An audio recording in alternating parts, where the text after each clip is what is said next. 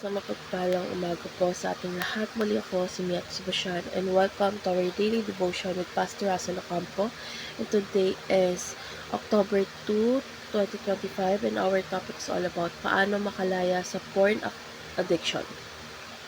So our concept is all about sex and addiction. So ang sex ay mabuting regalo ng Diyos, ngunit kapag ginamit sa maling paraan is nagiging tanikala ng kasalanan. So ang pornografiya at iba pang anyo ng cornea ay nagpapalabo ng isipan, nagpapasama ng damdamin at sumisira ng atensyon.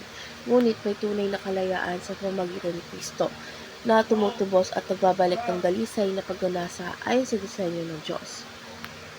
So ngayon dako na tayo sa ating Bible readings for today is 1 Corinthians chapter 6 verse 13 ASB version. Hindi para sa immoralidad ang katawan, kundi para sa paglilingkod sa Panginoon, at ang Panginoon ay para sa katawan. So ngayon dako na tayo sa ating teaching. So yung first teaching is porneia corrupts the mind. So yung pornografiya at sexual sin ay sumisira sa ating pag-iisip. Ginagawa tayong alipin ng maling imahe at pantasya. Unti-unti nitong binabago yung pananaw sa sex at sa pangatao. So sa halip na makita ang tao bilang nilikha ng Diyos is nagiging object na lang sila ng pagdanasa. Second is porneia enslaves the heart.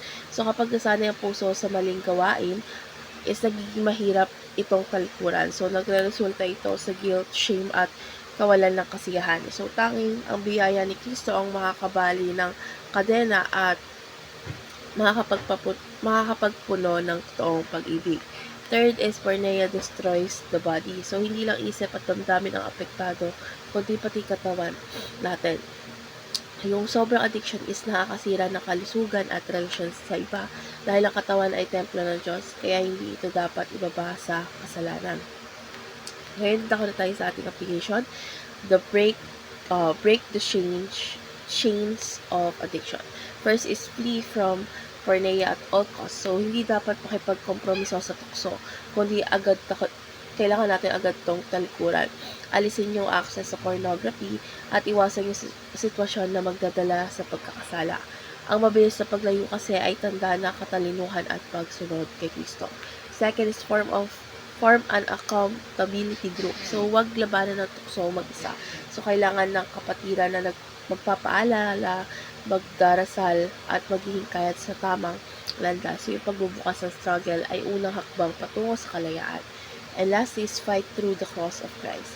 So, yung tunay na tagumpay ay hindi galing sa sariling lakas, kundi sa krus ni Kristo. Dahil siya lamang ang makakapagbabago ng puso at makakapaglinas ng isipan sa panalangin at pagtitiwala sa Kanya, may bagong simula at kalayaan. Ngayon, dadako na tayo sa ating last parts of our discussion. Our discussion talks about what steps can we take to break free the chain of sexual addiction. So, upang makalaya tayo mula sa sexual addiction is kailangan nating magsimula sa pag-amin ng ating kahinaan at paglapit kay Kristo para sa kapatawaran at kalakasan.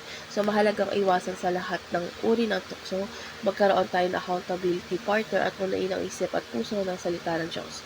So, natutunan ko sa devotion na ito na ang kalayaan ay hindi nagmumula sa disiplina lamang, kundi sa biyaya at kapangyarihan ng Diyos. So, sa ating buhay is dapat natin gawing practical ang pag-iwas na tukso at hanapin ang tulong ng kapatiran habang mas lalo pang lumalapit kay Jesus araw-araw. Lord God, maraming salamat po, Lord God. Inamin po namin na mahirap kalabanin ng tukso ng porneia at addiction. Lord God, naniniwala kami na sa pamagitan ng iyong krus ay may kalayaan at bagong simula. Lord God, linisin niyo po ang aming puso, baguhin ang aming isip at tulungan na kaming maglakad sa kabanalan araw-araw. In Jesus' name we pray. Amen.